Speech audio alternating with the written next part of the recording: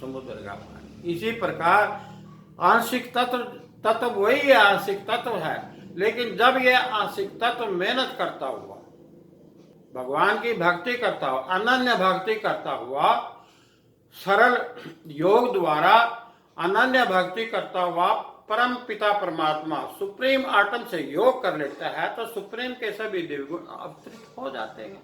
भगवान कृपा कर देते हैं और अपनी कृपा करके और अपनी लीला, दिव्य लीला अवलोकन करा देते हैं अपने भगत को धीरे धीरे। तो अब ये मुमुक्षु जो है ये अवतार है, इसमें ये पूर्ण है, इसमें सभी दिव्य गुण संपन्न है। अब इसके बाद ये जब नर, ये प्राणी जो है भक्ति करता हुआ, तो नर से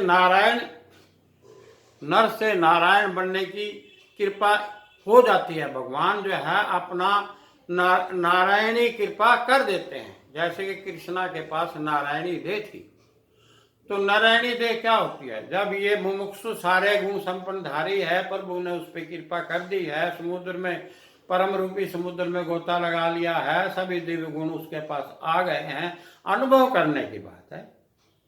आप धीरे धीरे प्रभु कृपा करते रहेंगे और वक्त अनुसार वो अपना अनुभव कराते रहेंगे। अब ये जो है ये नारायण है। अब ये पूर्ण है नारायणी देह, नर से नारायण की पूरी जर्नी, पूरी ये नारायणी रूप है भगवान का। और ये नारायणी रूप जो है ये कृष्णा के पास था। हमारे जो कृष्णा है, लॉर्ड कृष्णा, वो इसके अवतार थे। जो इसके पास, भगवान नारायण के पास जितने भी दिव्य गुण थे वो कृष्णा के पास थे।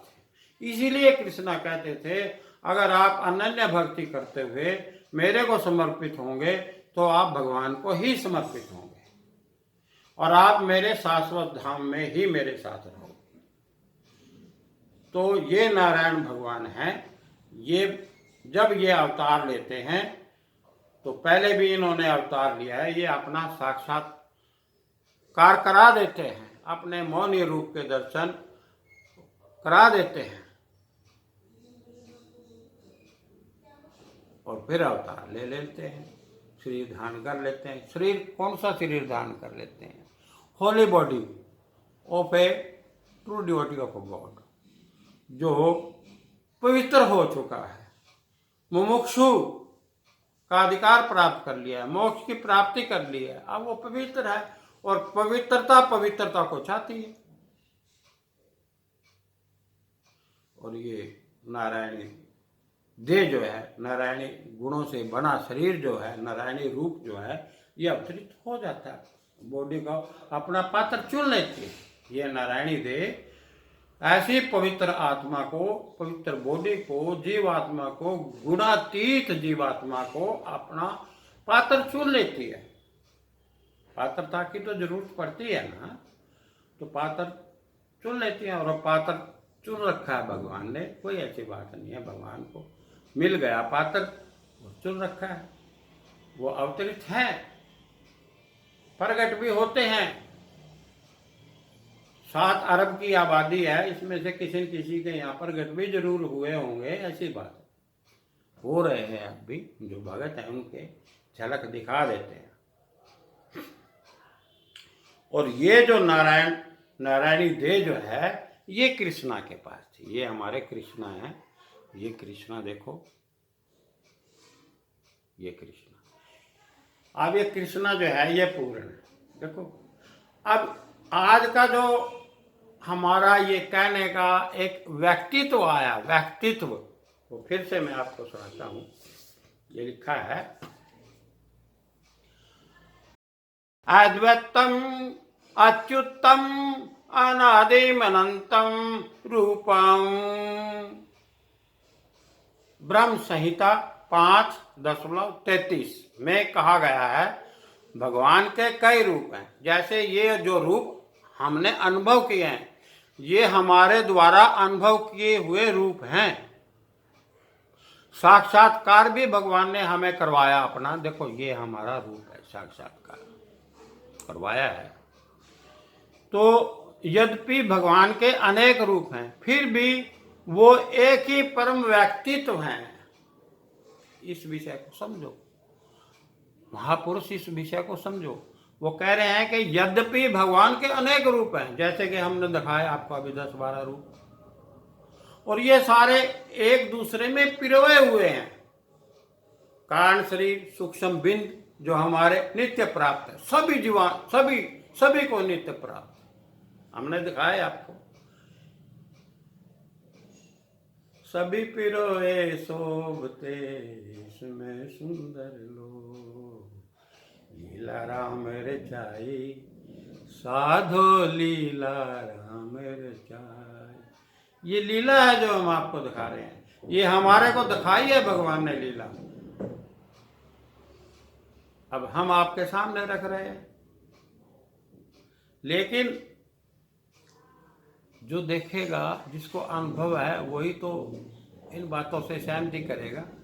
जिसको पता ही नहीं, क्या फायदा उसके आगे। हम देखो, हमें पता है कई जन्म हमारे दिव्य हुए हैं, और इसमें भी भगवान ने कृपा की है, विशेष कृपा की है। तो कोई जरूरी थोड़ी है, पहले हमने अपने आप को समझना था। अपने जो हृदय में नित्य प्राप्त है, जो प्रभु मालिक जो हमें बैठे हैं, जो हमें यहाँ बुला रहे हैं, पहले हम तो अनुभव कर लें।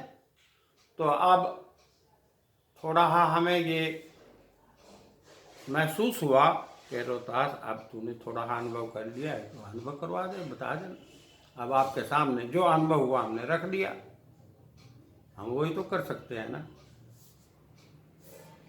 तो इसमें देखो ये लिखा हुआ, यद्यपि भगवान के अनेक रूप हैं, फिर भी वो एक ही परम व्यक्तित्व हैं। कृपया ध्यान दे इस बात, एक ही व्यक्तित्व। देखो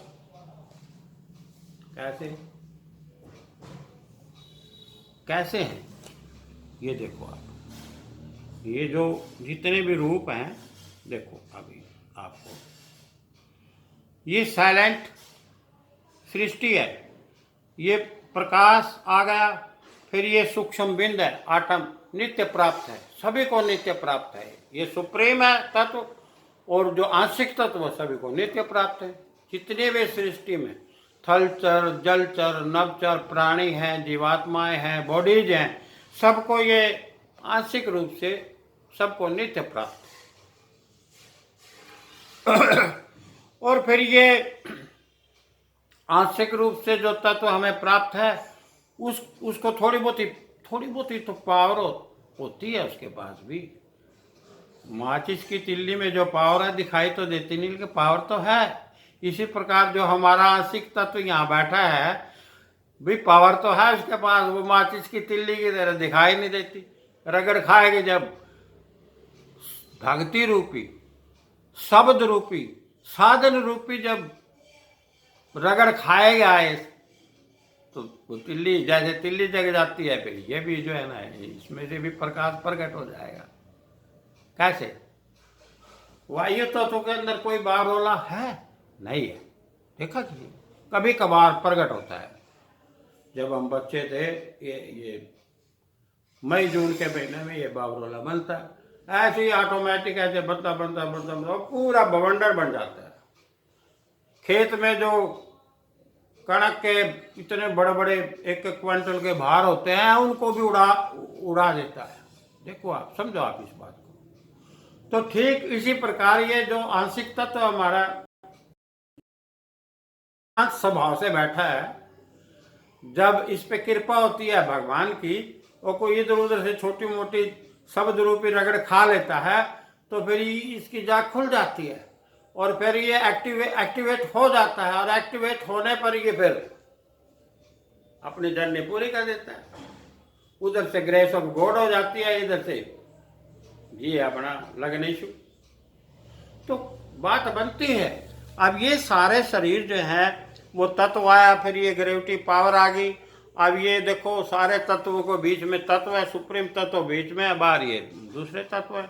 और फिर इसने जो है ये पर थोड़ा सा प्रकाश आया और ये त्रिगुणी मूर्ति का रूप ले लिया, और फिर इसके बाद इसने ये सूक्ष्म शरीर धारण कर लिया, और सूक्ष्म शरीर धारण करके ये अब कंप्लीट है, पूर्ण भगत जिसे बोलते हैं, पूरी भक्ति करके, पूरी जर्नी करके, और ये मुमुक्षु को रूप में और स्वाधिष्ठान चक्र में आराम से बैठ जाता है। और फिर जब टाइम आता है, ये भगवान को जब पात्र था कि जरूर तो पात्र इसको चुन लेते हैं,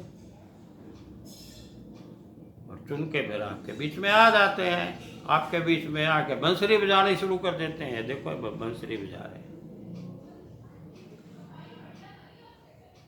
तो कहने का मतलब ये है, ये जो व्यक्तित्व भगवान के जो परम व्यक्तित्व के बारे में जो जिक्र आया, भगवान के समस्त दिव्य शरीर एक ही हैं, परम व्यक्तित्व में अपने आप को समेटे हुए, अपनी योग माया द्वारा अपनी प्रकृति को अपने वश में करके भगवान जो है वो अपने पात्र में अवतरित हो जाते हैं, और वो पात्र ही अवतार होता है।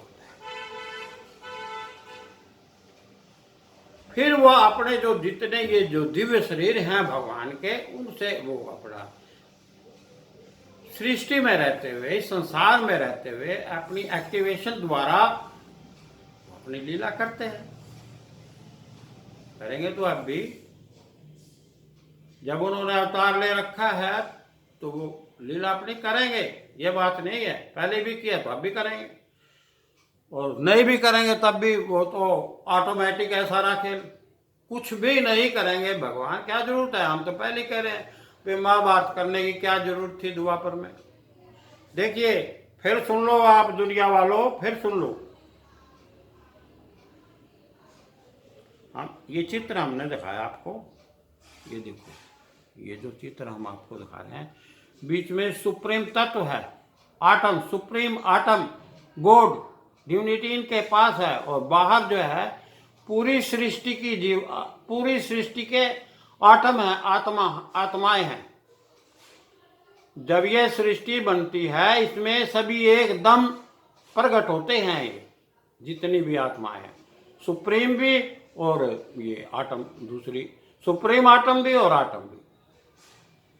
तो जब ये सुप्रीम आटम है, ये इनके centre point of the power है, इनको जब चाहे वो कंट्रोल कर ले।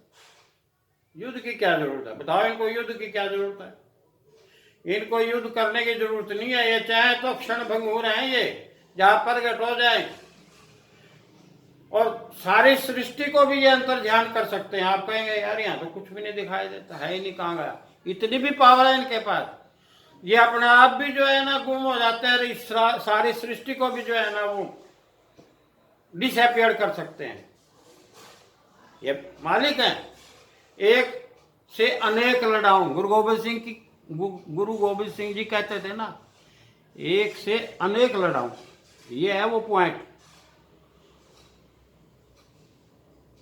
गुरु गोबिंद सिंह भी अवतार थे, उनको वो भी दिव्य अनुभवी थे, और उस दिव्य अनुभव के बेस पर ही वो ये बात कह रहे थे कि एक नाल अनेक लड़ाऊं।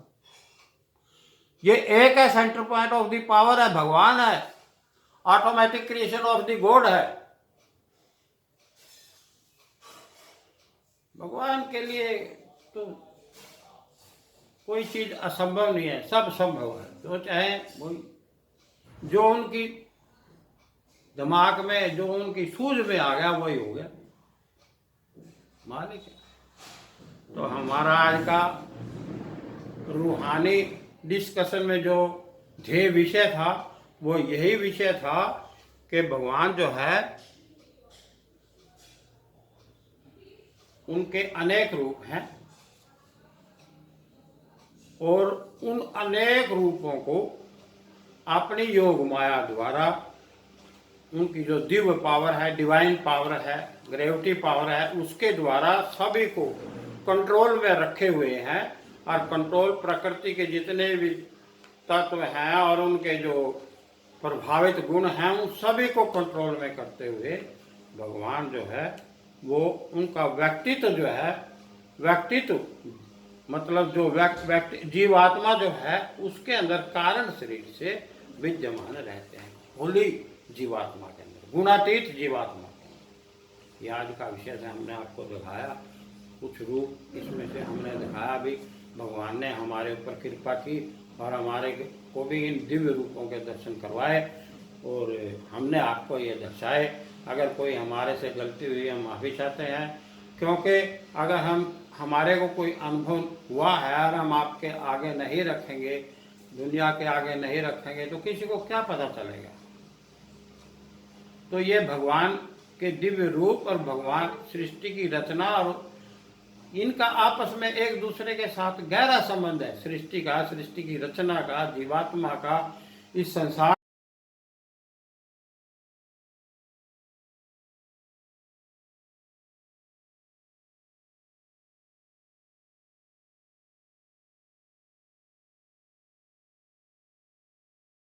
संसार का, ये सब सिस्टमैटिकली रचना है, सिस्टमैटिकली रचना है भगवान की।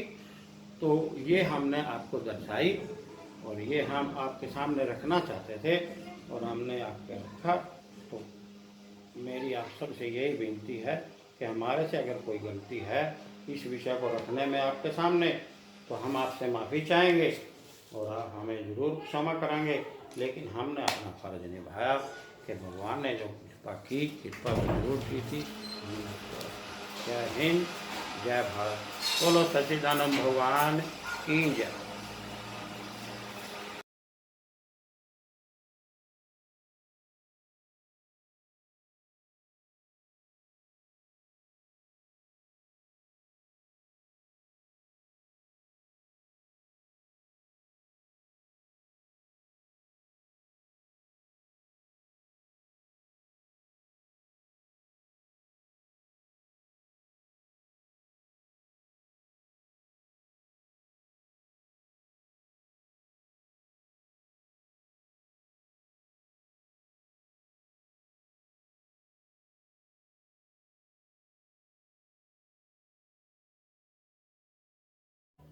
जब नर, ये प्राणी जो है भक्ति करता हुआ, तो नर से नारायण, नर